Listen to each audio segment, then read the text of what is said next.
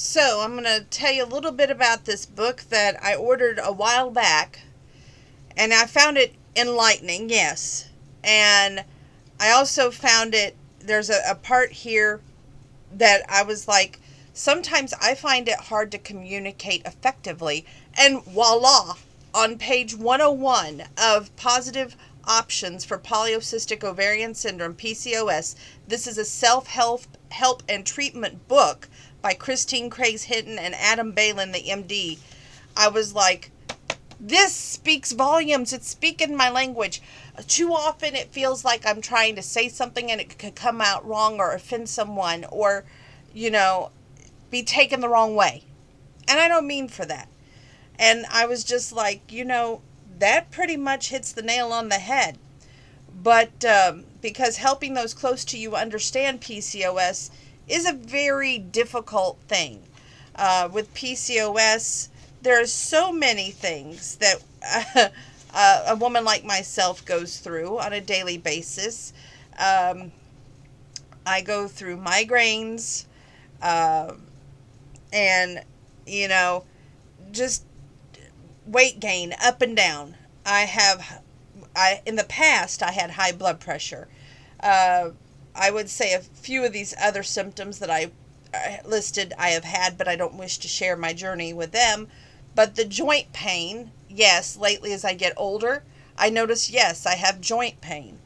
It's a hormonal and metabolic imbalance, and it does cause, the results in women to be varied, and they depend very much on the individual situation of each woman. My personal situation, it took me years to get diagnosed. Years.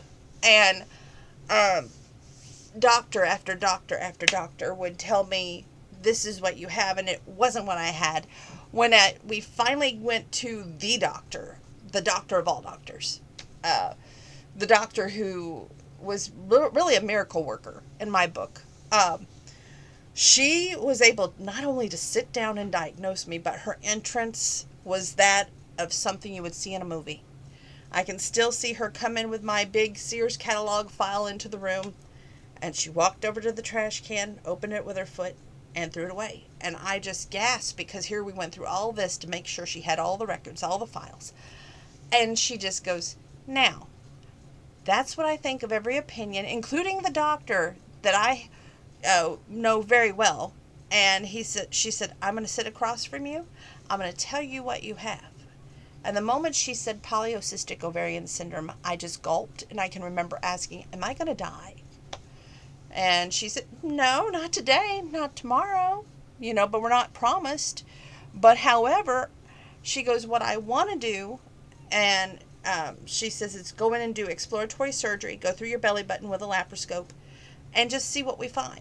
She goes, but you have to be willing to sign a paper that says, if I find something cancerous or something I can't fix, I have the option to do a hysterectomy. You have no idea, for a 24-year-old, hearing those words, when all she wants to do is become a mom and have the joy of being a mom happen. That's the worst thing in the world you can hear. But I braved up Buttercup. We went under the knife. We found those cysts on the inside and on the outside of each ovary. We did reconstructive surgery. And I got to tell you something. Everybody asked me, do I regret it? I think that God has a plan for everyone. It may not be the plan that we have, but we have a plan.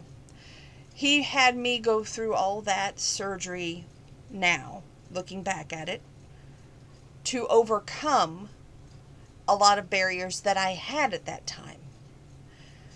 Do I regret it? No. My biggest wish would be, and I don't even care that I know a lot of people that are going, well, she's 44, she's never going to have her own kids. I have said this before, I will say this again. If, this is a big if, and I would have to be able to trust, they would have to be able to understand my PCOS, be able to put up with me, not walk away, not be spooked, not be like holding things over my head or holding grudges. They would have to be able to understand my PCOS, he would, in order to get in that relationship and get committed and have that child biologically. But there's always that big risk, right? You have age, you have miscarriage, you have all this stuff on the table. And of course, PCOS doesn't make it any easier. But I think communication doesn't make it any easier either. And as I told you before, right here where it says communicating effectively, I'm going to read this very page, word for word, 101 to 102 to 103, all the way through. Helping those close to you understand. Women with PCOS desperately need to know that the people who are close to them care. Most of all, they crave the understanding of the nearest and dearest, and they feel upset when they are shown thoughtlessness or impatience. In attempting to help your loved one understand the challenges to face PCOS, be honest and open as possible. It can be far from easy to determine nature of the condition, so think about what you want to say. This section may help you plan what to say. Communicating effectively. Before endeavoring to describe your feelings about your disorder, first focus on how you actually feel. It will probably be hard to admit that you feel guilty, frustrated, angry, resentful, useless, and so on, even to yourself. But doing so will help you to overcome terms with those feelings and ultimately let them go. Meanwhile, sharing your feelings with others is an important step of healing the problems, those feelings that they cause. In your interactions with others, be wary of making assumptions about how they feel about you. For instance, speaking to someone in the following ways is sure to make sure the people is being unfairly judged. I know you think I'm worrying over nothing, but that really makes me upset. I don't believe you can really love someone who looks like me, and it makes me feel so bad. You could try to diet with me. Seeing you eat all that food makes me feel like it's not bothering. Such comments are likely to be seen as accusations and even provoke a quarrel. Speaking directly about your emotional issues without implying that the other person is contributing to those issues will help the other person to take your comments more seriously and encourage him to be more thoughtful and caring. However, conflicts may still arise on occasion because someone has upset you by doing or saying something hurtful. In such instances, think about the following before you make your reply. Ensure that you have interpreted the other person's behavior correctly. You may view your mother's bringing you a basket of fruit and vegetables as a criticism about your diet, when in truth, it could be a goodwill gesture intended to show you that she cares. You have every perfect right to interpret the words or actions of others, though in whatever way you wish, but recognize that your interpretation is not necessarily a reality. In fact, it is amazing how often we are wrong in our perceptions of what others think and feel. Be specific in recalling another person's behavior, saying you never understand when I tell you I feel less than what I used to is far more inflammatory than saying you didn't seem to understand yesterday when I said I don't feel as I used to feel. Make sure that when you are about to say what it is you really mean, statements such as everyone thinks you're insensitive or we all think you've got an attitude problem are, besides inflammatory, incredibly unfair. We have no way of knowing that quote-unquote everyone holds the same opinion. The use of the depersonalization quote-unquote everyone, quote-unquote we, or quote-unquote us, often said in hope of deflecting the listener's anger, can cause far more hurt and anger than if the criticism is direct and personal. It is easy to see how misunderstandings can take offense when we fail to communicate effectively. Still, changing the habits of a lifetime is far from easy. It means analyzing our thoughts before rearranging them into speech. We are rewarded for our efforts when we close us to start to really listen, or when they cease to be annoyed, we carefully explain something that hadn't been fully understood. I will say I am quick to anger. I am also quick to make assumptions. And, good gravy. If I could take a copy of this book and hand it to every single guy I ever dated, it might be the best solution there ever was. But I tell you, it definitely makes you go, okay. I see where the negatives fall into place and, where the positives are. But you have to be able to weigh your negatives and your positives and go, okay, I got this. Um, yeah, I've gotten away from working out as much as I used to.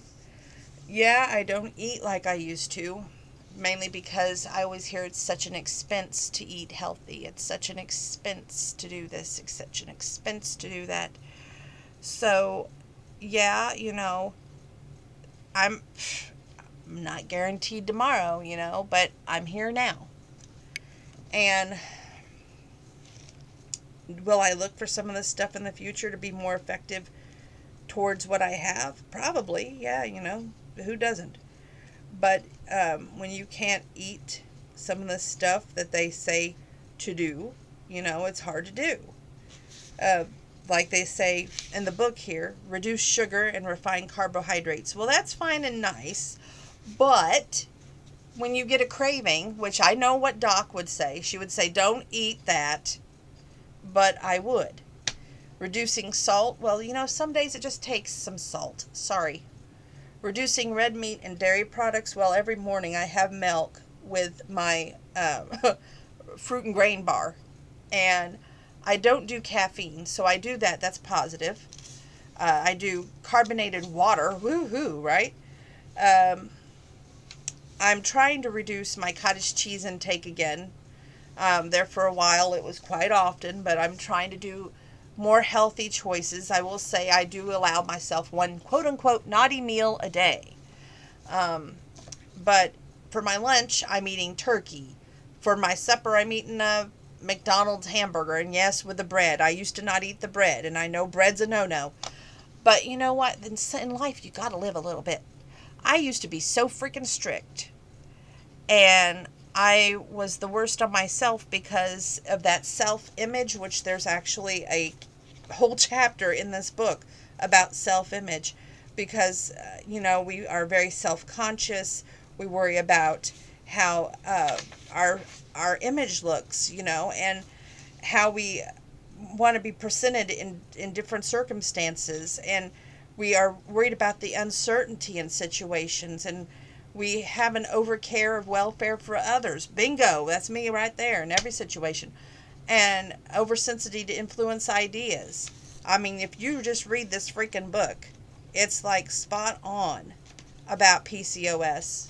And honestly, this book right here should be handed out to every man I ever dated, because I guarantee you they would see life differently. But